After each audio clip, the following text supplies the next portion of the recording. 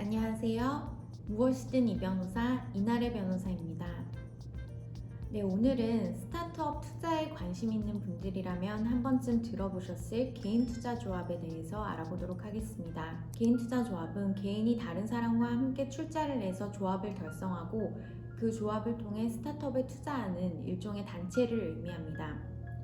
그래서 스타트업 투자를 촉진하기 위해서 벤처 투자 촉진에 관한 법률을 통해서 개인 투자 조합을 규율하고 있고, 또 개인 투자 조합에 투자하는 사람에게는 세제 혜택을 주고 있었는데, 지난 2022년 12월 13일 벤처 투자 촉진에 관한 법률 시행령이 개정이 되면서 개인 투자 조합을 더욱 활성화하기 위한 내용이 추가가 되었습니다.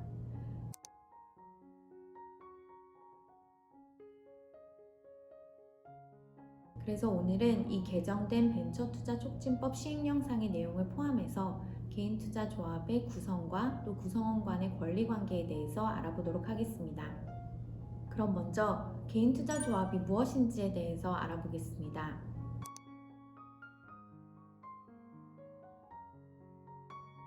스타트업이 성장을 하려면 성장에 필요한 자금이 필요합니다. 그래서 스타트업의 자금 조달의 중요한 원천은 벤처 캐피탈 투자를 받는 것이라고 할 수 있는데, 벤처 캐피탈 투자를 받을 수 있는 수준까지 회사를 성장시키기 위해서는 스타트업의 자금이 또 필요합니다.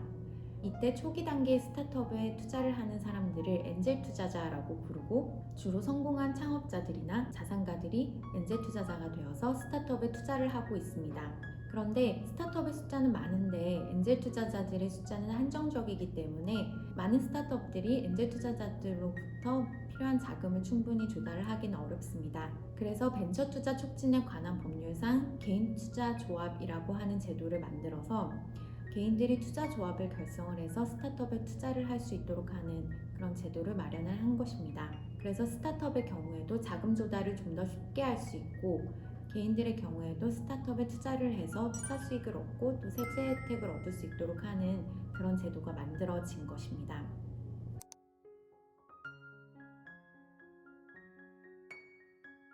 그래서 개인 투자 조합을 결성할 수 있는 주체로서 개인과 또 엑셀러레이터라고도 하는 창업 기획자, 또 개인 투자 조합의 출자를 내용으로 하는 벤처 투자 조합, 또 산학연 협력 지주 기술회사 등을 규정을 하고 있습니다. 그런데 12월 13일 벤처 투자 촉진법 시행령 개정으로 개인 투자 조합을 결성할 수 있는 주체가 두 가지 추가되었습니다.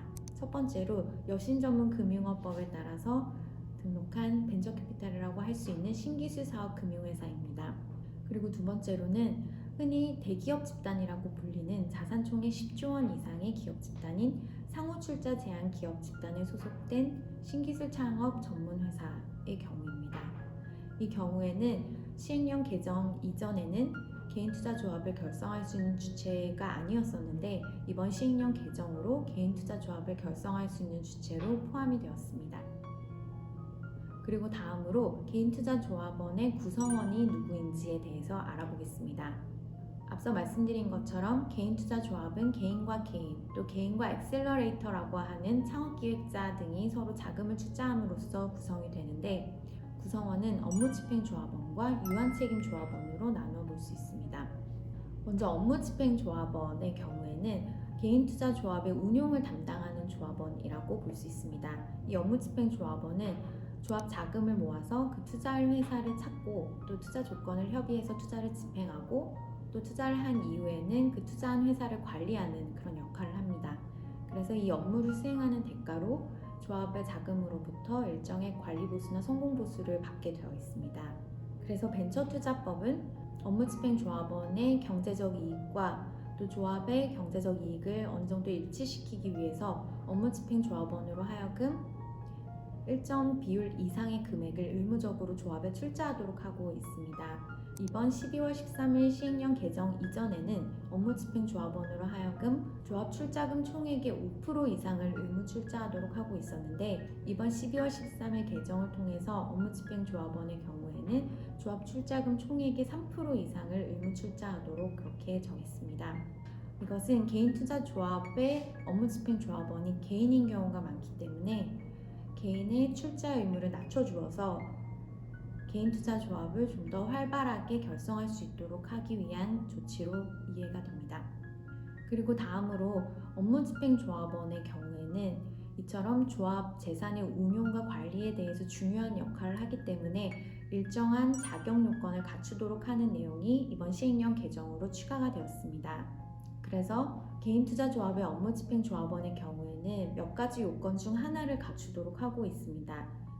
그 요건을 살펴보면 첫 번째로 전문 개인투자자로 등록한 개인이거나 개인투자조합의 업무집행조합원으로 5년 이상 자산 운용을 한 경력이 있는 개인이거나 그렇지 않으면 창업투자회사나 신기술사업금융회사라고 하는 소위 벤처캐피탈 회사에서 2년 이상 투자 심사 업무를 하거나 3년 이상 투자 관련 업무를 수행한 경력이 있는 개인 또는 중소벤처기업부 장관이 고시한 교육과정을 이수한 개인의 경우에 개인투자조합의 업무집행조합원이 될 수 있도록 하고 있습니다. 이처럼 투자 경력과 지식을 갖춘 개인이 개인투자조합의 업무집행조합원이 되도록 함으로써 개인투자조합에 출자한 투자자들을 좀 더 보호하기 위한 그런 조치로 이해가 됩니다. 그리고 개인투자조합의 또 다른 구성원으로 유한책임조합원을 들 수 있습니다. 유한책임조합원은 개인투자조합에 대해서 투자금을 출자할 의무를 가진 개인을 의미합니다. 그래서 쉽게 말해서 유한책임조합원은 조합에 대해서 투자할 의무만을 진 조합원이라고 보시면 되고 유한책임조합원은 조합에 출자한 금액 이외에는 조합의 채무에 대해서 책임을 지지 않는 한정된 책임을 진다라고 해서 유한책임조합원이라고 이름을 붙였습니다. 네, 다음으로 개인투자조합의 결성과 등록에 대해서 알아보겠습니다. 벤처투자촉진법에서는 개인투자조합의 결성과 관련해서 몇 가지 제한을 두고 있습니다. 첫 번째로 개인투자조합은 1억 원 이상의 금액으로 결성이 되도록 하고 있습니다. 그리고 두 번째로 개인투자조합의 출자 시에 한좌당 금액이 100만 원 이상이 되도록 하고 있습니다. 그래서 개인투자조합의 조합원 1인이 출자하는 금액이 한좌 이상이어야 되는데 그 한좌 이상의 금액을 100만 원 이상으로 설정을 해서 개인투자조합의 조합원이 1인당 출자하는 금액이 100만 원 이상이 되도록 한 것입니다. 그리고 개인투자조합에 대한 투자가 자본시장법상 공모에 해당하면 안 되기 때문에 조합원의 숫자가 총 49인을 넘지 않도록 하고 있습니다. 그리고 마지막으로 개인투자조합의 존속기간이 5년 이상이 되도록 하고 있습니다. 이것은 스타트업에 투자해서 스타트업의 상장이나 매각 등으로 인해서 투자 자금을 회수하려면 충분한 시간을 확보하는 것이 필요하기 때문에 개인투자조합의 존속기간이 최소 5년이 되도록 한 것입니다. 이와 같은 제한을 준수해서 개인투자조합을 결성할 경우에는 조합원 모집 계획과 투자 계획 등을 포함한 결성 계획서를 미리 중소벤처기업부에 제출을 해야 합니다. 그리고 결성총회 개최일로부터 14일 이내에 관련 서류 등을 제출을 해서 중소벤처기업부에 등록을 하도록 하고 있습니다. 네, 다음으로 이렇게 개인투자조합이 결성된 이후에 운용상의 유의점에 대해서 알아보도록 하겠습니다. 벤처투자촉진법에서는 개인투자조합의 운용상 몇 가지 주의사항을 정하고 있습니다. 첫 번째로 개인투자조합은 스타트업의 진흥과 발전을 위한 것이기 때문에 개인투자조합의 결성 이후에 3년 이내에 출자금 총액의 최소 50%를 창업기업과 벤처기업에 대한 투자에 사용해야 합니다. 그리고 두 번째로 개인투자조합의 재산으로 코스닥이나 코스피에 상장된 기업에 투자하는 비율이 최대 10%를 넘어서는 안 됩니다.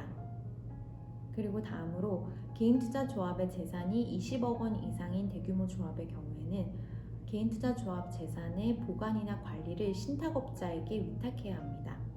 그럼 지금까지 살펴본 내용을 중심으로 개인투자조합에 대해서 꼭 기억해야 할 3가지를 말씀드리겠습니다. 먼저 첫 번째로 스타트업에 투자해서 이로 인한 수익을 얻고 또 세제 혜택을 받을 수 있는 제도로 개인투자조합 제도를 만들어 두었다는 점을 기억하실 필요가 있겠습니다.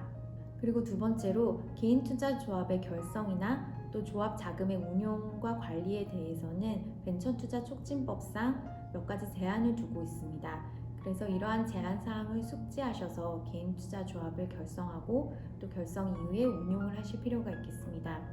그리고 세 번째로 개인투자조합의 조합원 간의 권리나 의무에 대해서는 조합 규약의 내용이 매우 중요합니다. 그래서 조합을 결성할 때 조합원들이 조합 규약의 내용을 함께 만들고 이후 권리관계에 대해서 조합 규약의 내용에 따라서 규율할 수 있도록 조합 규약에 관심을 가지실 필요가 있겠습니다.